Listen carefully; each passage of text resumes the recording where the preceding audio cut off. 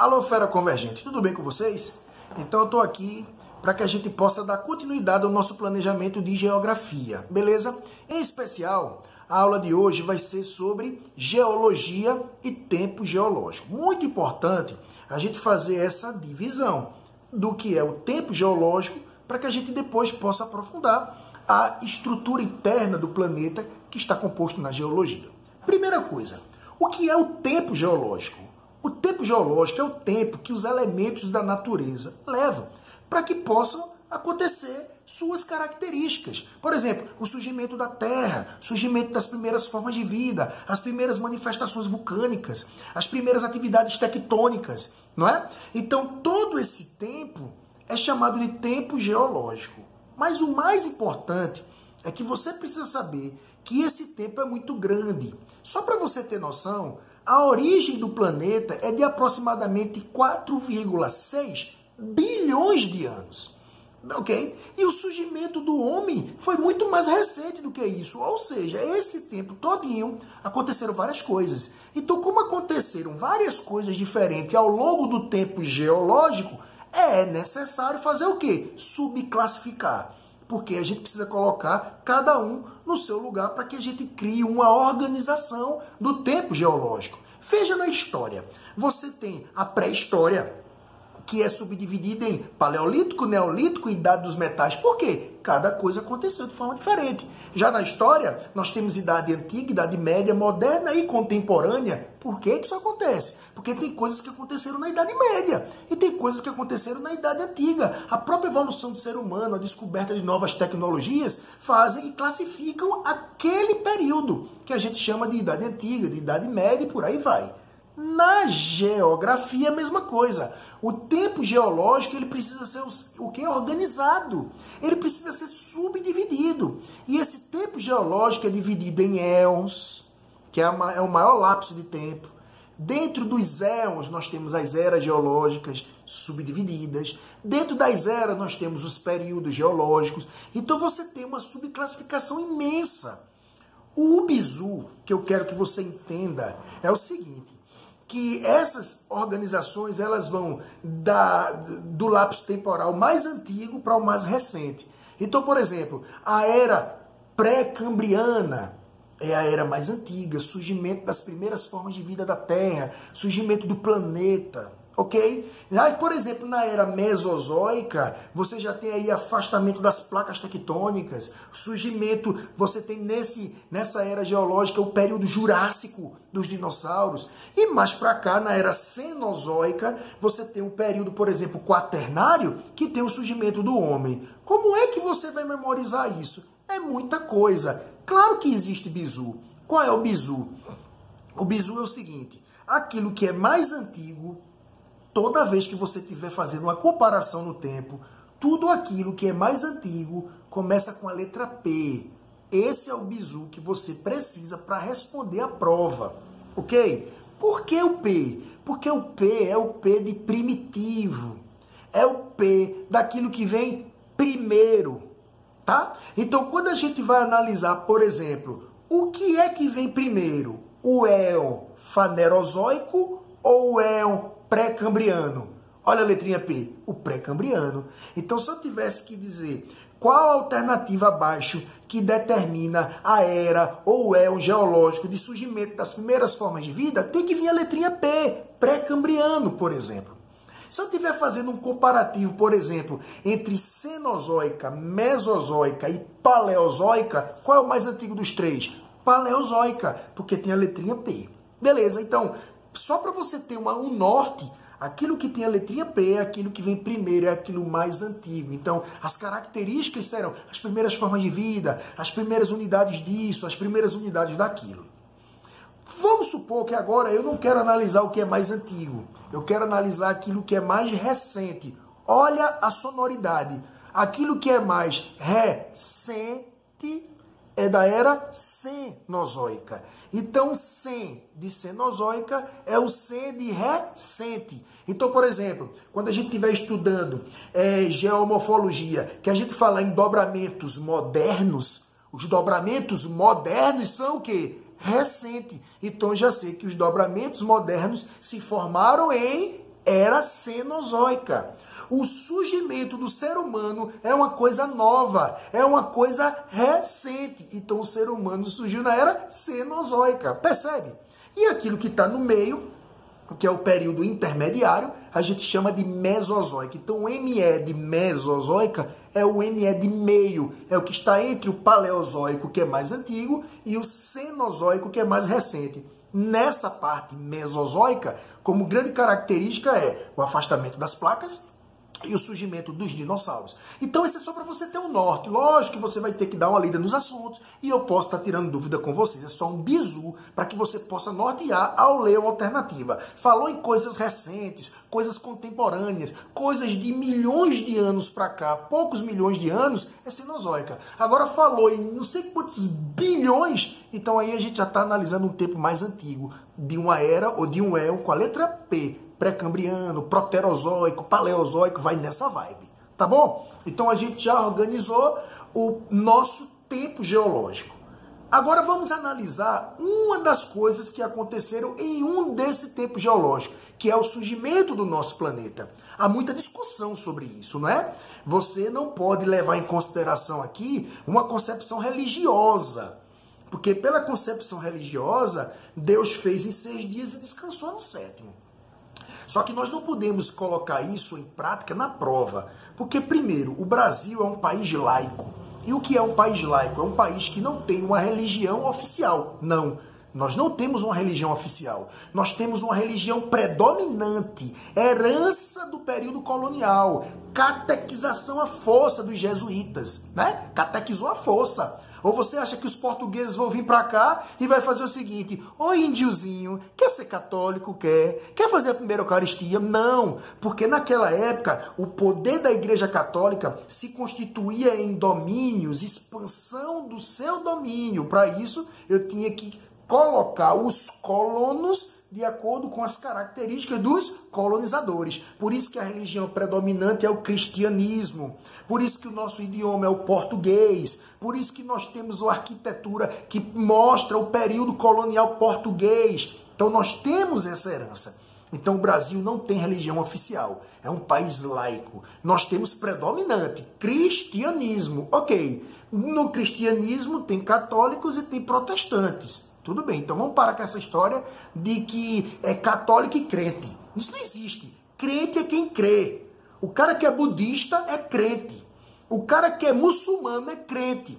O cara que é ateu, ele é crente, porque ele crê que Deus não existe. Olha aí a forma de interpretar. Então, crente é quem crê em alguma coisa. Tá bom. Então, essa é a religião predominante. Pela concepção religiosa é uma coisa. Mas para a prova, eu não posso dizer, na prova do Enem, o Exame Nacional, que pessoas de vários lugares diferentes, com culturas diferentes, ele vai marcar lá que Deus criou. Como? Se na religiosidade dele, ele não reconhece a figura de Jesus, a figura de Deus, que a religião dele é outra, ele é hindu. Para ele o boi é sagrado. E aí, como é que fica? Então a gente vai ter que ir pela questão científica. E pela questão científica, nós temos várias discussões. Teoria do Big Bang, grande explosão, que o nosso planeta era uma bola de fogo, que foi se resfriando de fora para dentro, que vai fazendo essa composição. Por isso que a parte de fora ela é mais resistente e à medida que você vai para o centro, você vai para um lugar mais quente. Pensa, imagina uma batata, imagina que o planeta é uma batata, tá certo? Um ovo, tá certo? Que está quente, que está cozido, beleza? Bota na geladeira. Quando você tira a batata, por exemplo, a parte de fora está mais durinha. Mas a partir do momento que você aprofunda, você vai vendo que lá dentro está mais quente. Ou seja, a parte de fora do planeta teve um resfriamento mais eficiente. E à medida que você vai para o interior da batata, vai para um lugar mais quente. E a Terra é assim. Aí é onde a gente estuda a estrutura do nosso planeta. Ele está pronto. Mas ele está pronto como? Como é que a gente estuda o nosso planeta? A gente vai analisar a composição interna. Lembra da batata? De fora para dentro. A composição interna.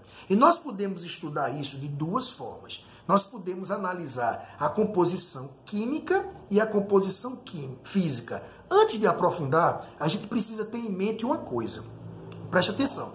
Quando eu digo estudar a estrutura interna do planeta, nós vamos estudar a parte do subsolo, aquilo que está abaixo dos nossos pés. tá bom? Quando a gente estuda a superfície, nós estamos estudando a parte de fora do interior da Terra. Não é fora do planeta, é fora do interior. E o que é que você precisa saber? Que aqui onde nós estamos, existe uma relação de altitude com temperatura. Quanto mais alto, mais frio. Vai a Gravatá, mais frio. Vai para o topo de uma montanha, mais frio, ou não é? Abaixo dos nossos pés, a estrutura interna também tem essa relação. Mas a relação é, quanto mais profundo, mais quente. E aí a gente vai fazer, na composição química, nós temos a primeira camada, crosta, a de fora, mais resistente, podendo ser continental e oceânica. Nós temos a intermediária, que é o manto, e lá embaixo, que é o núcleo, de fora para dentro. Então eu já sei que a parte de fora ela é mais resistente. Por quê? Porque ela se resfriou primeiro.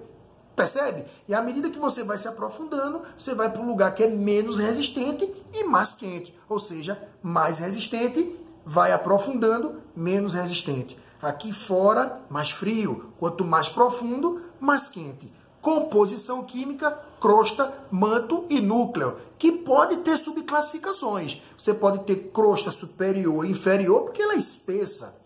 O manto, que é o maior, manto superior e inferior, e o núcleo da mesma forma. Na composição física, a nomenclatura muda. Então, ao invés de ser crosta, é litosfera. Ao invés de, por exemplo, ser manto superior, é astenosfera. Manto inferior, mesosfera. E o núcleo é endosfera. Em cada lugar desse acontece algo específico. Tá bom? Então, vamos pegar a crosta. A crosta não é grande, não é profunda, ela tem características. Então a gente vai dividir. A gente vai pegar a parte de cima, que é a crosta superior, e a parte de baixo, crosta inferior. O que é que elas têm em comum? Resistente, mais superficial e rica em minerais. A crosta superior é rica em silício e alumínio. Então a gente chama de Sial. Si de silício e Al de alumínio. E a parte de baixo, silício e magnésio. Cima. Silício e alumínio, silício e magnésio, Sial e cima. Mesma coisa acontece com o manto, né, que é composto de magma, atividade vulcânica, beleza? Então nós temos o magma, que está na parte de cima, é rico em minerais. Mas a grande característica é que o magma superior, ele está em movimento de descida e de subida, um movimento circular. Chamamos de ciclo de convecção. Muito importante para os próximos assuntos, como o afastamento das placas tectônicas, beleza? Então, a diferença do manto superior para o manto inferior é que esse manto ele passa por um ciclo de convecção, que é naquela parte da astenosfera. E o núcleo também tem suas diferenças, mas também tem algo em comum. O núcleo externo e o núcleo interno são ricos em minerais. Níquel e ferro. NiF, níquel. Ferro, NiF, níquel e ferro. Beleza? Qual é a diferença? É que o núcleo superior, ele é líquido. Ele é com uma constituição mais pastosa. Já o núcleo inferior, o de mais interno, é o núcleo sólido. Então, olha as diferenças. Crosta superior, Sial. Crosta inferior, cima. São os minerais. Manto superior, ciclo de convecção. Manto inferior, o magma não está em movimento. Núcleo superior, você tem ele líquido. Núcleo inferior, você tem ele sólido. Percebe que tem diferenças? Então a gente precisa fazer essa subclassificação. E tem um detalhe. Existe uma linha divisória. Se há uma diferença da crosta para outra crosta, então a gente precisa ter uma linha divisória, que a gente vai chamar de descontinuidade. Então, o que separa uma crosta da outra? Descontinuidade. O que separa um manto do outro? Descontinuidade. O que separa o núcleo do outro? Descontinuidade. Só que quem descobriu isso, a gente vai dar um nome a ele. Então, de uma crosta para outra, descontinuidade de Conrad. Beleza? De um manto para outro, descontinuidade de Repet. E de um núcleo para outro, descontinuidade de Lehmann. 3 pessoas. Conrad, Repet e Lehmann. Beleza? São as divisórias internas de cada crosta, de cada manto e de cada núcleo. Agora, existe uma outra divisão, uma outra separação, que é da crosta para o manto, do manto para o núcleo, que a gente chama de quê? Descontinuidade. Só que aí o nome é outro. Da crosta, da primeira camada para a segunda camada, descontinuidade de Mohorovic. E do manto para o núcleo, descontinuidade de Gutenberg. Então são 5 áreas de transição. 2 áreas de transição vai separar as estruturas. Crosta do manto, manto do núcleo. A crosta do manto, descontinuidade de Mohorovic. Do manto para o núcleo, descontinuidade de Gutenberg. Dentro da crosta, descontinuidade de Conrad. Dentro do manto, descontinuidade de Repete. E dentro do núcleo, descontinuidade de Lehmann. Ok? Então, analisando isso, você vai ter as principais informações sobre as estruturas internas do planeta que compõem o nosso planeta. E entendendo isso, sobre a convecção do magma, você vai entender por que as placas tectônicas existem e por que elas se afastam, te dando base para o assunto de geomorfologia. Ok? Fique com Deus e tiraremos todas as dúvidas numa próxima oportunidade. Tchau, pessoal!